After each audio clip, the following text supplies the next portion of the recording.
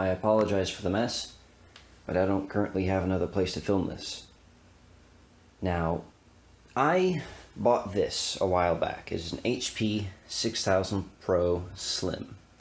I like it.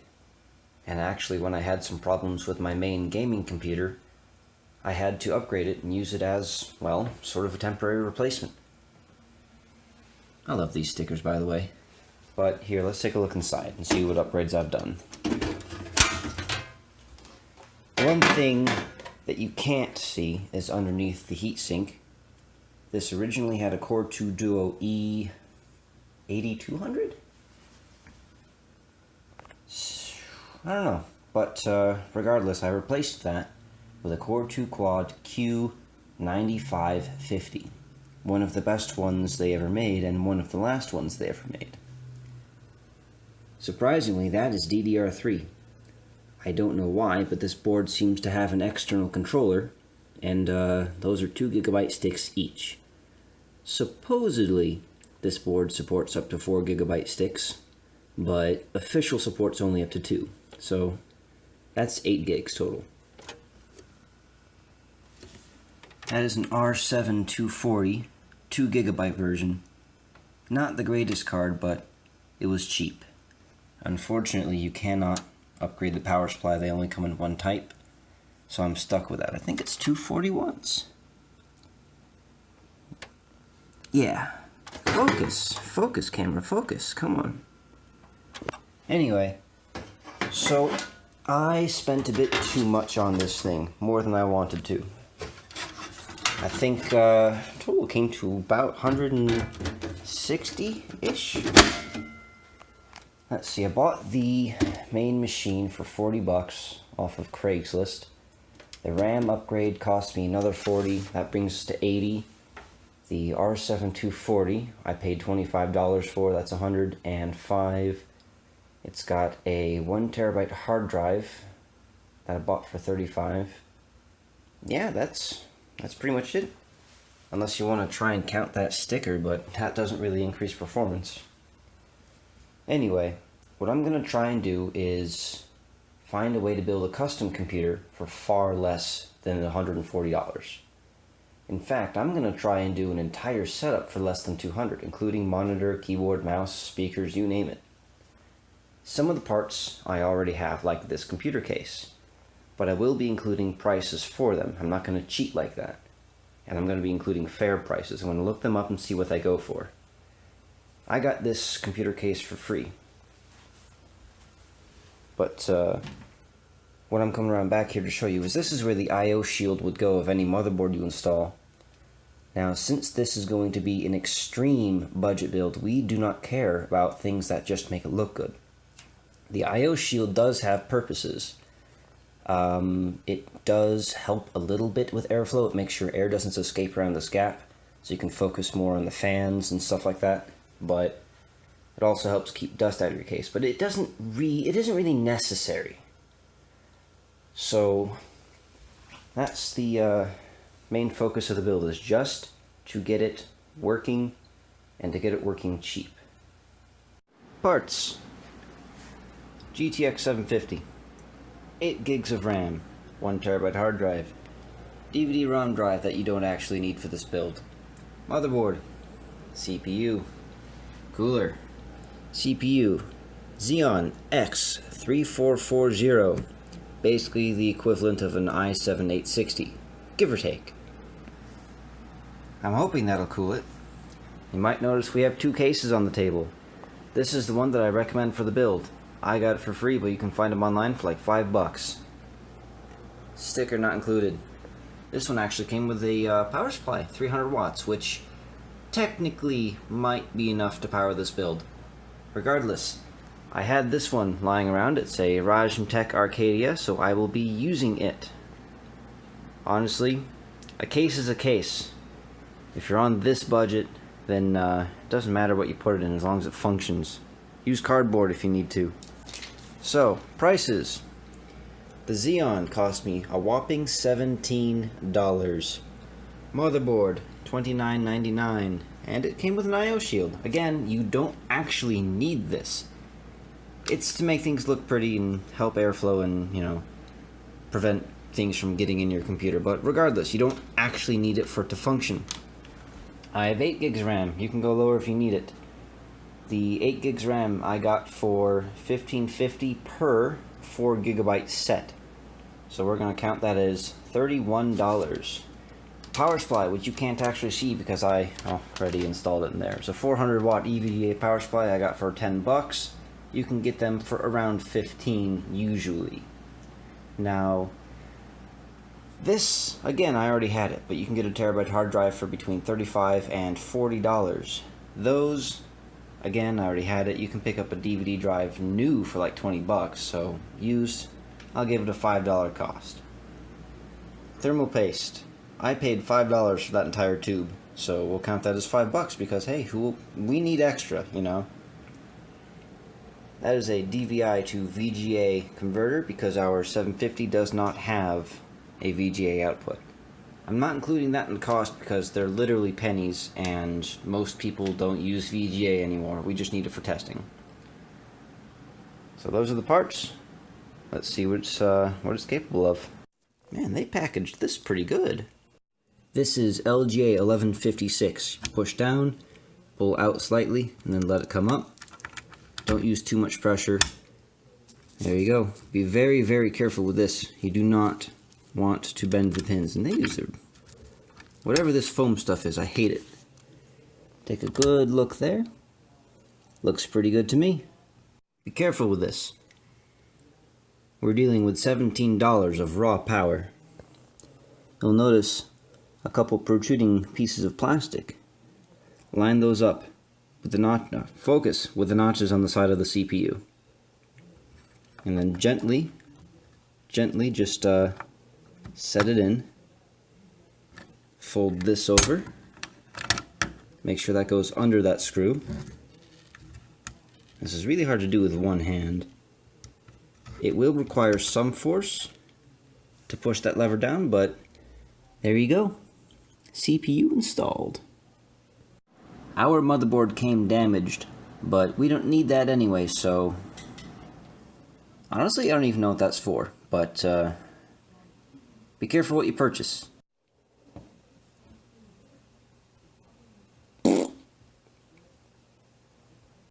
For the record, the Hyper T2 does come with some thermal paste, so you don't technically need this stuff, but I like having extra, and this stuff probably sucks. Make sure these are open. Line it up very carefully on each side. Make sure that notch matches. Now normally you would press down with 2 hands, but I've only got one free, so let's give this a shot. There you go. It's in. And there you go. In.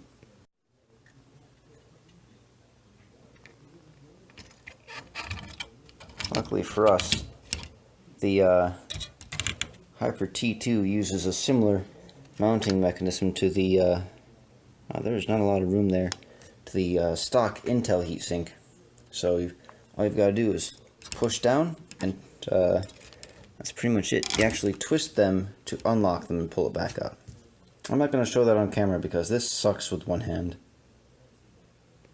When putting your cooler on, I recommend you put the fan oriented to where it'll be facing the back of your case, blowing the air out the back like an exhaust. But basically, make sure it's seated, and then push down. There you go. You heard the click? I'm going to try and do this. It's caught on the graphics card.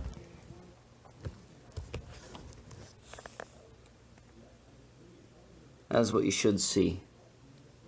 And then you just do it with all 4. There you go. Once you have it properly seated, you should then be able to lift up the motherboard by the cooler, which will be very helpful later.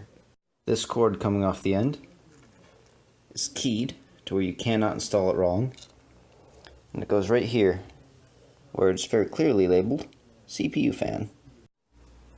The I/O shield goes in first, so you want to make sure that you're going to be putting it in the right way. And it's pretty simple. Again, I can't really do this with one hand, but we stick it in, then you push firmly to snap it in place. Seems I was wrong. It's actually a Corsair power supply. Once the I/O shield is locked in place, gently orient your motherboard. Remember, you can pick it up by the heatsink. Very carefully align it. Now, I should probably say that these motherboard standoffs, once I find one, there you go, should already be installed. There we go. They should be installed. Mine are. But if you buy your case from someone who's a complete monster, they might have taken them out. So we're just gonna go ahead and align this just like so. And now we need our screws.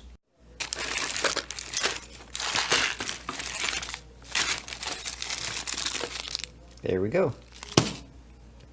You will find two different types of screw threads. The skinny ones usually hold your optical drives down, and the one with the fat threads, if this will focus, come on, whatever, this one, the one with the fat threads, will hold your hard drives down. It is always best to check which ones your motherboard needs first, because usually it's the fat ones, but that does change sometimes. This just slides in. It's pretty simple.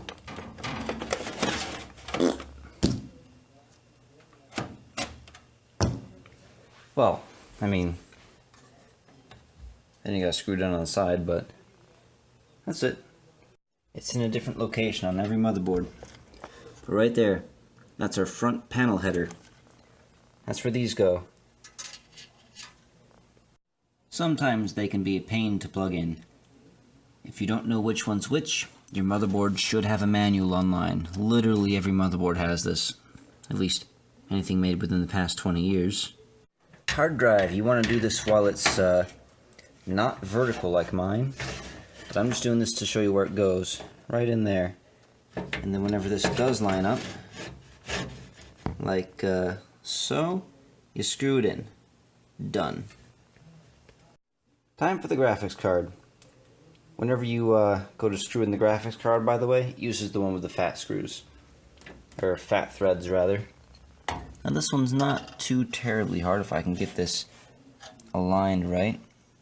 It's probably a really weird viewing angle, but whatever. You just push it down. Done. Right in the PCI Express slot.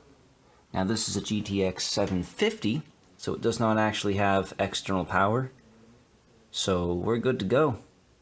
If you have the ability to, try and route your cables behind everything. This is especially important for cases with Windows. You don't want to be embarrassed after all. SATA cables. We've got red. The inside of our case is black. Who cares?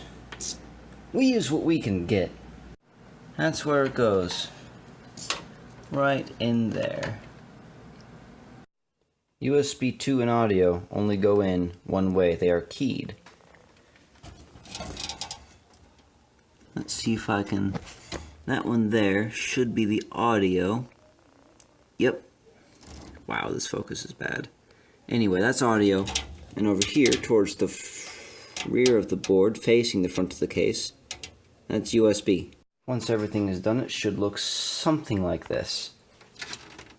Try and just do the best you can with what you've got for cable management. It doesn't really affect the performance of your case, but it makes it look so much nicer.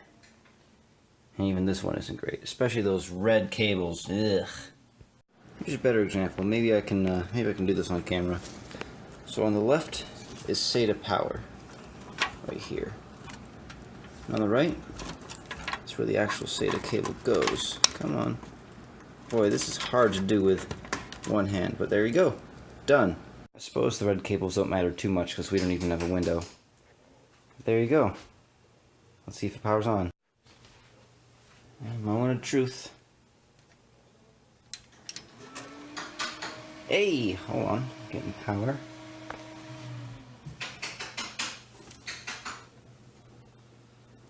Hey! I hate those lights. They're super bright. But it is working. We're going to go ahead and try and, I think it's F2? Yeah, F2. Get into the BIOS. And there you have it. Let's see what we've got. Come on, there we go. Got the Xeon, everything's looking good. Recognizes all of our memory. Excellent. That is awesome.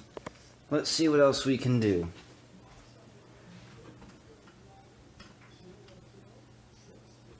Performance.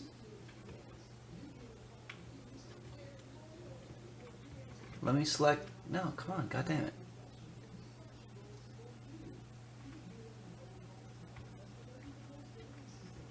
Why can't I select yes?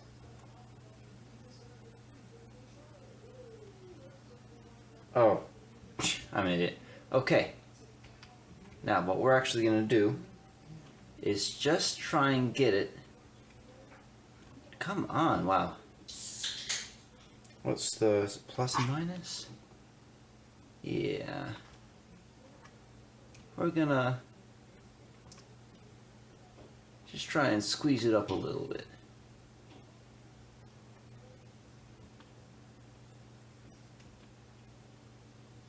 Okay. Now we'll go back. I don't think I can really do much else. Yeah. Exit saving changes. Alrighty. We're going to try and get this thing to 3 gigahertz, which shouldn't be too hard with ours. I'm afraid to say that performance numbers are going to have to wait until after I've installed all my games. So, look forward to part 2.